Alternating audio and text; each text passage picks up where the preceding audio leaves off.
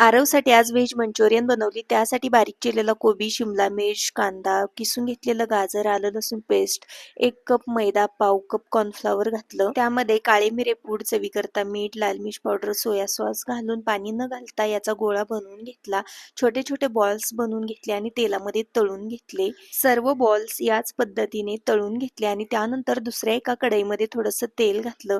यामध्ये जास्तीचा आलं लसूण पेस्ट, हिरवी मिरची घातली चिरून घेतलेली, चिरून घेतलेला कांदा आणि या इथं काही भाज्या घातल्या, शिमला मिर्च आणि कोबी घातला, सोया सॉस घातला, रेड चिली पावडर घातली, त्याचबरोबर काळे मिरे पूड, चवीकरता मीठ घातलं. हे व्यवस्थित असं परतून घेतलं आणि 1 चमचा कॉर्नफ्लॉवर पाण्यामध्ये मिक्स केलं तर ते यामध्ये घालून थोडंसं पाणी घातलं. टोमॅटो सॉस घालून याला छान उकळी आली. त्यानंतर यामध्ये मंचुरियन बॉल्स सोडून व्यवस्थित मिक्स केले.